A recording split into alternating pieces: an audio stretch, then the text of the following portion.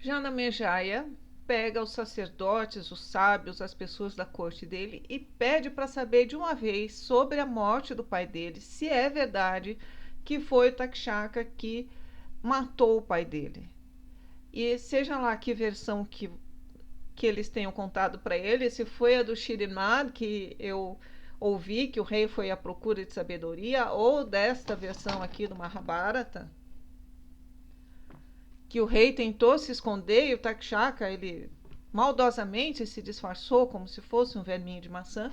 O fato é que o Takshaka realmente matou o pai dele. O Janamejaya fica morrendo de ódio e ele decide que ele tem que ter um desagravo. Ele é um rei e as cobras mataram um rei, e como é que eu faço um desagravo? Como é que eu me vingo? E um dos sacerdotes fala assim: e que tal se a gente fizesse um grande sacrifício de cobras? Na verdade, o que eles chamam de grande sacrifício de cobras é um extermínio, né? O que eles se propunham é pegar todas as cobras do mundo e tacar no fogo.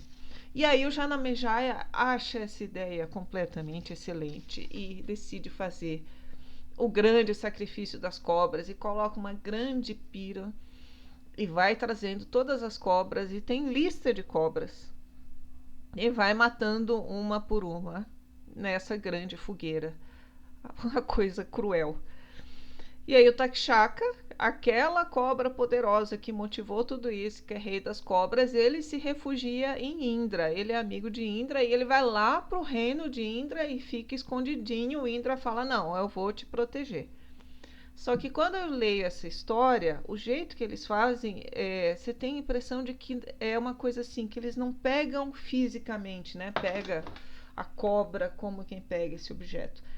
Eles pegam meio como se fosse uma vibração, meio como se fosse você é, recita, você faz alguma coisa com a vibração da cobra e aquela coisa te puxa, uma coisa meio imã, né?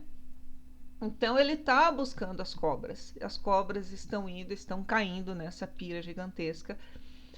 E o Vazuki não é assim das cobras mais visadas, mas é uma cobra também. E ele olha aquilo e ele fica arrasado do que está acontecendo. Estão matando todo mundo. E ele vira para a irmã dele e fala: olha, Jarasan, até esqueci o nome da irmã. Ele fala: agora é a hora. Pede para o nosso sobrinho, o Astika, ir lá interromper esse ritual. Está acontecendo neste momento. O sobrinho deles é filho do sábio lá, então ele tem um sangue meio cobra, mas ele provavelmente não é uma cobra, né? Então a irmã do Vazuki chega pro filho dela e fala: filho, mamãe vai te contar uma história. E ela conta: meu filho, você nasceu assim, assim, assim, destinado a interromper este sacrifício. Mamãe foi lá e casou com um cara chato só para você nascer e interromper. Tá acontecendo agora, vai lá interromper o sacrifício. Então ele vai, né? O Astika é um Brahmane muito virtuoso, e ele até então não sabia que ele tinha que interromper o ritual. Então ele chega lá, tá o ritual rolando, a grande fogueira, e ele chega de mansinho e vai olhando e tal, Janamejaia. E ele elogia o Janamejaia. Ele fala: nossa, olha que bonito, que organização, que poder, que tudo, que reino. Então ele elogia. O Janamejaia gosta muito daquele rapaz desconhecido elogiando e fala: nossa, gostei de você, eu que organizei aqui, eu que sou rei de tudo. Faz um pedido para mim que eu vou realizar, eu vou fazer o que você me pedir, porque você é muito agradável, etc. Me peça alguma coisa. Ele falou: eu peço daqui a pouco, deixa, quando vocês chamarem aqui o Takshaka, eu peço. Porque o Takshaka seria o grande momento, né? O grande algoz. Então as cobras estão vindo, estão vindo, estão vindo, até que o Takshaka não consegue mais não ir. Por isso que eu digo que é um negócio meio vibracional, até que o Takshaka aparece. E aí, quando o Takshaka vai cair na fogueira, o Astika fala: agora eu vou fazer o meu pedido. Eu quero que o ritual seja interrompido. Chega, não vai matar mais ninguém. Aí o rei fala: não, não, não, não, me peça outra coisa, me peça qualquer coisa. Eu não quero interromper o ritual, quero matar tudo.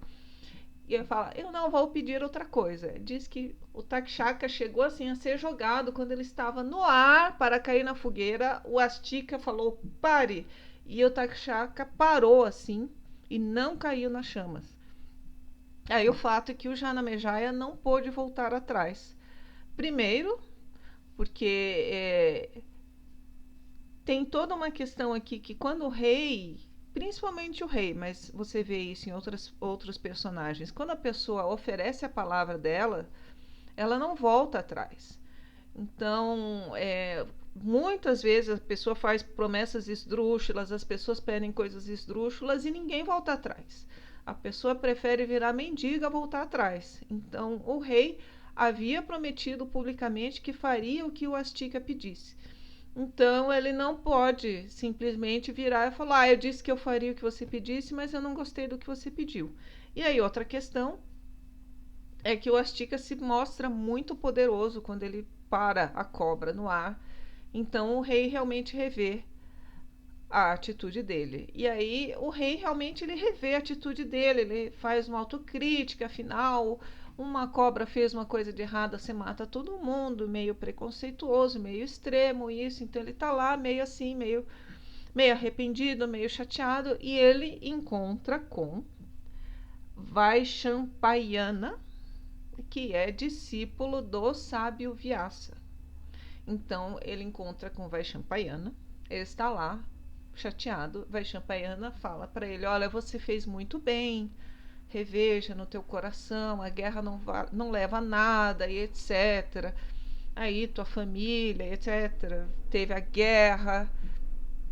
Então ele fala assim, já que você tocou nesse assunto, na guerra, disso, daquilo, teu pai, Vyasa, compôs aí o livro sobre a minha família, sobre a guerra que quase acabou com o mundo, o Mahabharata, a história da dinastia Bharata. Eu gostaria que você contasse para mim a história narrada por Vyasa. Então é aquilo que eu disse. O livro começa com duas pessoas conversando. O Sutta Ugrasharava encontra o Brahman Saunaka e fala, conta para mim do grande sacrifício das cobras. Quando ele falou conta para mim, aconteceu um monte de coisa na história, e aí ele está contando sobre o Janamejaya.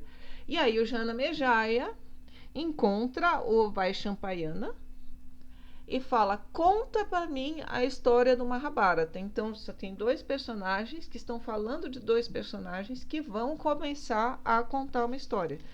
Então esses foram os antecedentes que falam das cobras e etc e tal. Agora nós vamos falar das gerações, das primeiras gerações que aparecem na história do Mahabharata.